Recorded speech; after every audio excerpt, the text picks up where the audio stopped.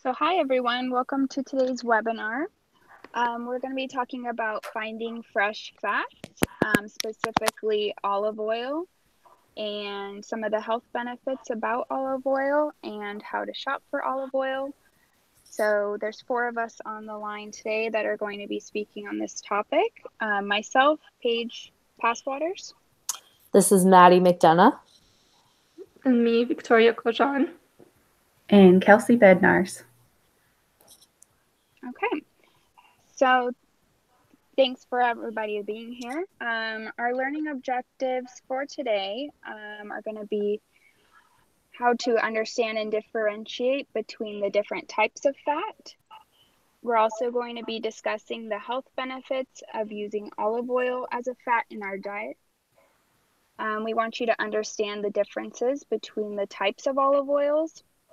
We also want you to gain an understanding of how to shop for olive oil and the proper way to store it so that it can last as long as possible and be in good quality. And we want you to equip you with ways to use olive oil rather than using other fats that may not be as healthy in our diet. So just to start, we're going to just talk about some fun facts regarding olive oil. So in order to make 1 quart of extra virgin olive oil, it requires 11 pounds of olives. So it requires quite a bit of mass in order to make just 1 bottle of olive oil. On average, the world consumes approximately 2.25 million tons of olive oil each year.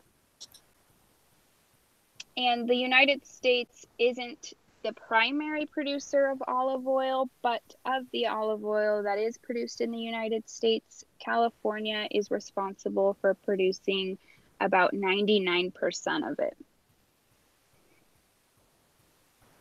Okay, so we know that olive oil is a healthy fat.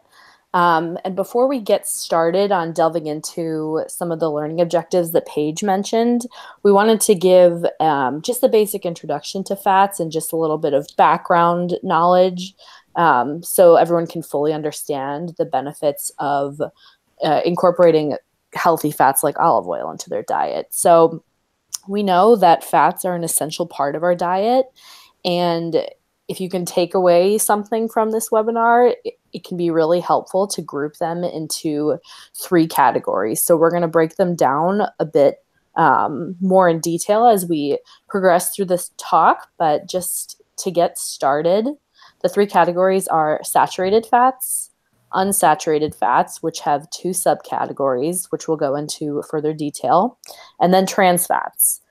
So very rarely do foods just have one of these fats.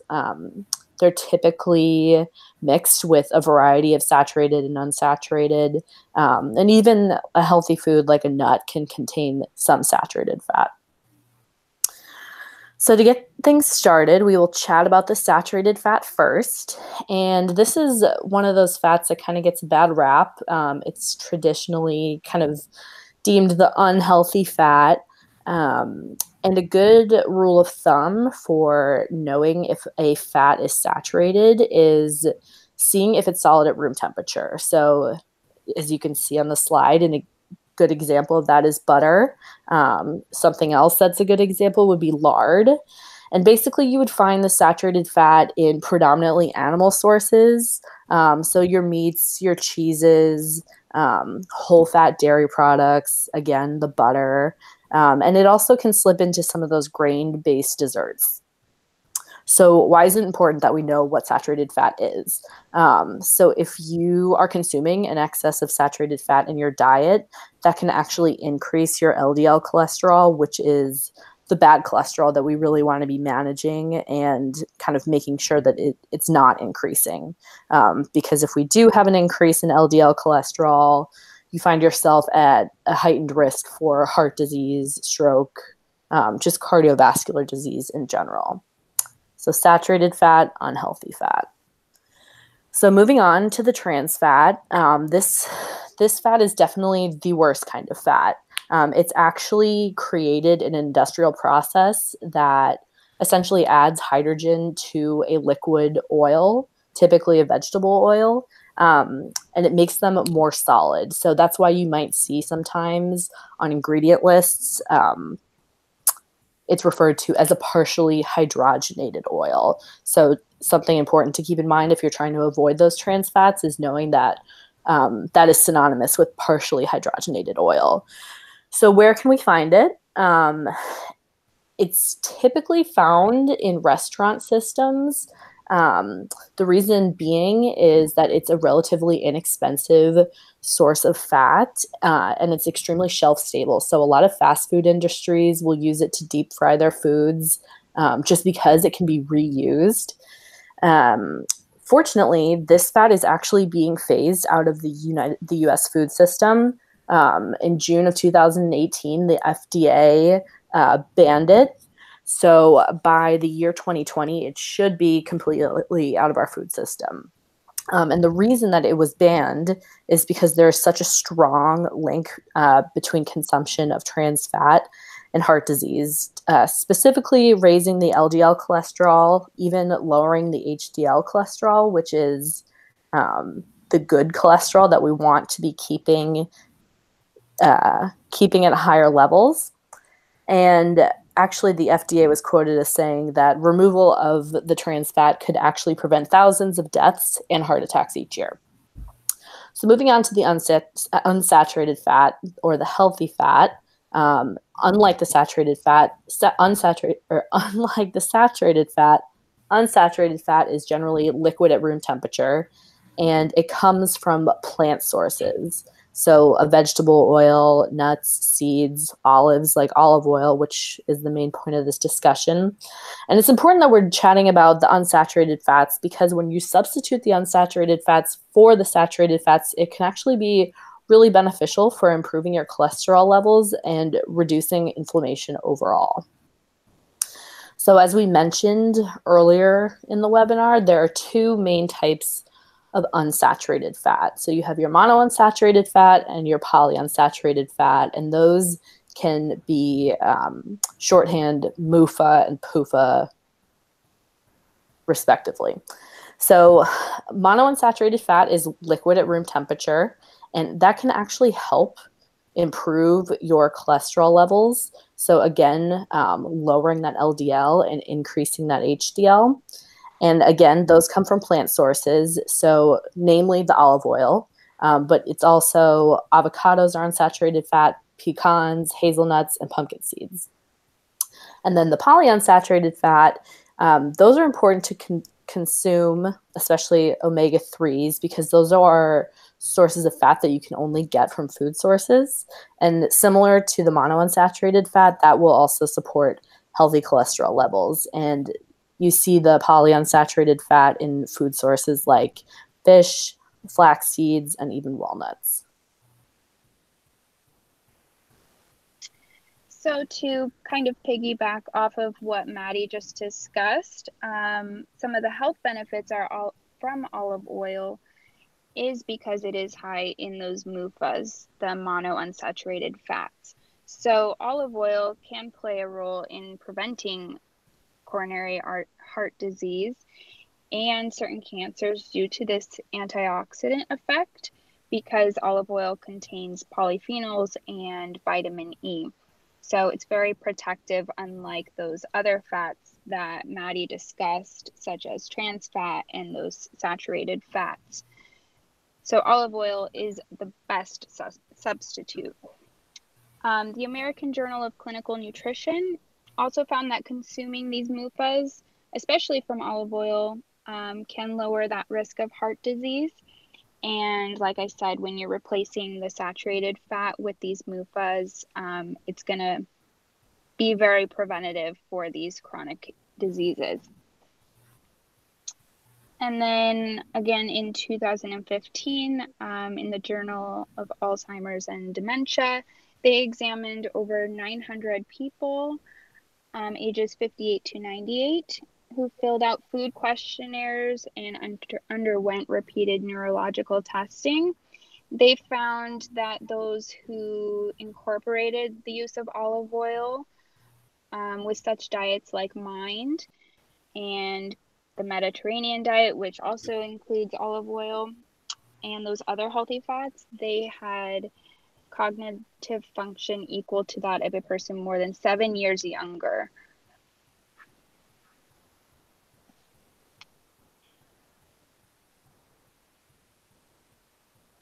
So to look at the different kind of olive oils, there's many different kinds, but they all fall into these three general categories. There's the extra virgin olive oil, and regular just olive oil. And they're all somewhat different. There's the extra virgin olive oil, which is the purest kind of olive oil that you could find. It has the strongest flavor, the strongest smell. If you actually look at it, it's a really deep green color. And it's extra virgin because it goes through the least amount of processing. So it's not refined and it's all just cold pressed. And this is one of the better olive oils because it's rich in antioxidants and it's got a lot of nutrients, vitamin E, and many other things. And the free acidity of the extra virgin olive oil is less than 0.008%, so it's very little. The one below that, which would be less qualitative, would be the virgin olive oil, which has a subtle flavor and smell. It's a little bit lighter in color than the extra virgin olive oil, and it's cold pressed as well, also rich in antioxidants, and the free acidity is a little higher, so instead of 0.008, it's 0.002. And then the lowest quality out of the three here is the regular olive oil. It's got very little amount of flavor and smell, and it's either a very faded green or almost no color at all, depending on the brand. And this one has very little or no antioxidants at all. And sometimes it's just a blend of refined and regular virgin olive oil. And then this has a higher free acidity than the previous mentioned two, which is at 0.033%. So when buying the olive oil, there's a lot of important things to take into consideration because not all of the olive oil is the same. There's different brands, different types, from different countries. So the USDA looks at extra virgin olive oil as the highest standard for all the olive oils. And it has the best flavor, the best smell, and the best fatty acid content. So when you buy the extra virgin olive oil, it's a good choice, but any olive oil, like we mentioned before, is better than the saturated fats that are bad for your health. So when buying, there's a few things that you could keep in mind. First of all, you want it to be in a dark place, so glass containers that are dark or that let in the least amount of light are the best. Also, you always want to check that when the harvest by or sell by date is to find the one that's the freshest and the most recently produced and the one that expires the latest. Also, you want to choose smaller bottles because it's recommended that you consume it in a very short amount of time to prevent oxygen getting into the olive oil. So you want to use it up faster. That's why you want to go for small bottles. And then also you want to choose bottles from the back of the shelf where the light doesn't really reach the actual container of olive oil. Okay, so when shopping for olive oil, it can be kind of hard to navigate because, like Victoria said, not all olive oil is created equal. So we condensed it to make it easy for you guys to shop. So we put our top 5 favorite brands on here, which includes the brand California Olive Ranch, Calo Vita, Lucchini, and then Trader Joe's has a couple good ones as well. And this list is based on testing that was done from the International Olive Council in 2015. The IOC tested 11 brands in that year, and only these 5 passed. They didn't name the other 6 brands due to just privacy, and they wanted to give these brands an opportunity to improve their practices. So not to be completely discouraging, but in July 2010, the UC Davis Olive Center issued a report showing that 69% of imported olive oils labeled as extra virgin olive oil actually failed. So unfortunately, until these regulations are improved and these practices are improved, it's hard to know if you are getting genuine extra virgin olive oil. But to start with, these 5 brands are a good option and a good starting point, and I encourage everyone to do their own research on different brands. Since there are no strict guidelines for olive oil in the United States, it is hard to know. The USDA does have a program called the Quality Monitoring Program that did incorporate olive oil in 2012. However, over the years, as of 2016, in those 4 years of that program getting started, only 2 olive oil brands even participated in this program. So it's not widely used or well known. So again, as with anything, I would just encourage you to do the research on all these different brands. And before we move on to the next slide, we made it really easy for everybody to do that research with all the amazing tips that Victoria had, and the 5 brands that Paige was just talking about are all on a handout that we created to accompany this presentation. Yep. So after buying the olive oil, one of the important things is how you store it, because olive oil does go rancid. So you want to avoid 3 major things. That's heat, light, and air, or oxygen. So you want to store it in a cool place, but not something that's too cold. And then a lot of people have a tendency to keep their olive oil on the counter right next to their stove just for easy access, but that's actually not recommended because it is exposed to heat. Also, they recommend to store the bottle in something dark or in a cabinet somewhere away from light. And then also, you don't want it to get exposed to oxygen. So it's recommended that after you open it, to consume it within the first 1 to 2 months. And then also, if you have one that you're not using, avoid opening it until you're going to actually need it. And then also, it's recommended to purchase oils in a dark glass versus something that's lighter colored to prevent letting light make the olive oil go rancid.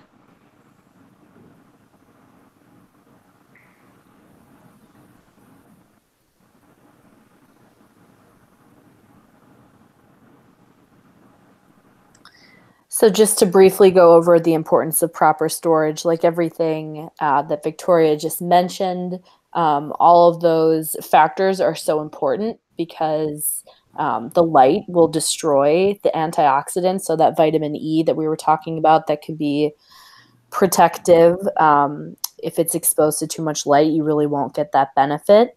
Again, if you're storing it close to the stove, a flavor or an odor change may occur that could just make it not palatable or desirable to consume.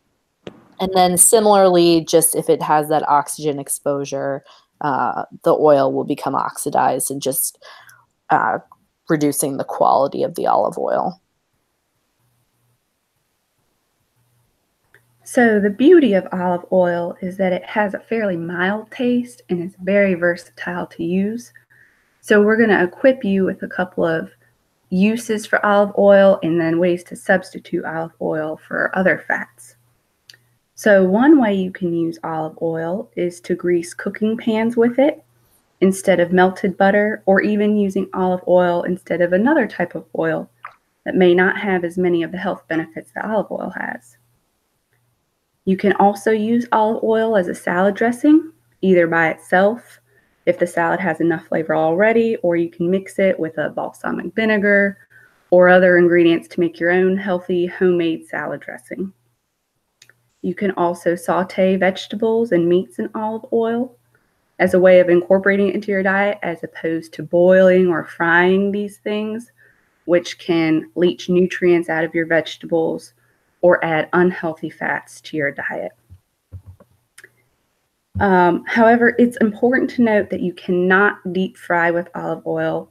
This is because olive oil can't withstand high heat, and it will break down the oil and begin smoking. So if we remember from when we talked about how to store olive oil, continuous heat exposure will eventually cause color and odor change, as it will if it's used at too high of a heat. So this also applies to sauteing, so be sure to keep the heat at a low to medium setting when sauteing, and don't let it get too hot.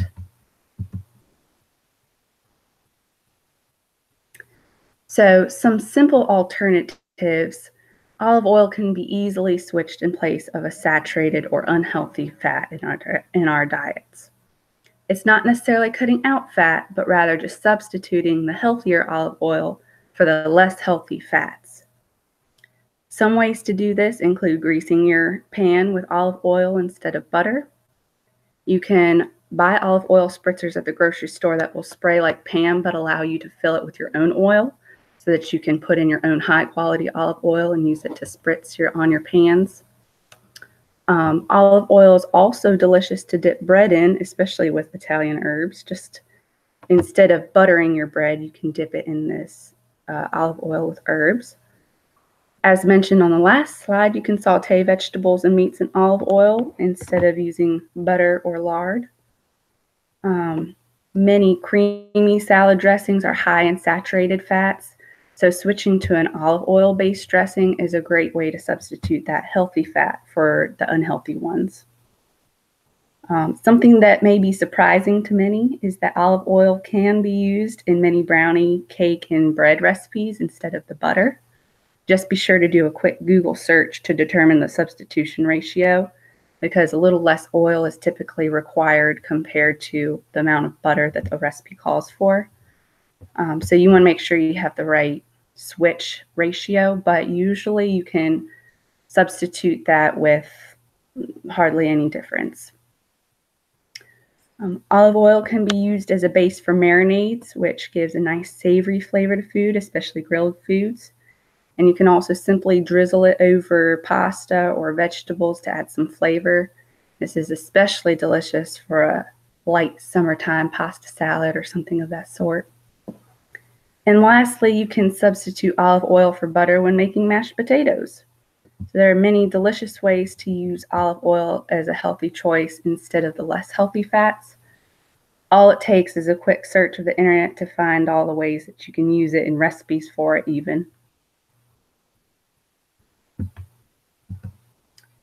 So there's 4 important takeaway notes from this message today that I hope that you will remember. The first one is to choose liquid oils instead of solid fats whenever possible. This means you're choosing the healthier unsaturated fats over the less healthy saturated fats. The second point is to incorporate olive oil into your cooking and baking. If you're already using a type of fat for these things anyway, it's easy to just make a few swaps and use olive oil instead of the other options. The third thing is that if possible, choose the extra virgin olive oil over virgin or regular olive oils. This will give you the best benefits because of the powerful polyphenols and antioxidants in the extra virgin olive oil. And these will help reduce the risk of coronary artery disease. The fourth point, though, is however, if extra virgin olive oil is not possible, it's important to know that any oil that takes the place of a solid fat is great.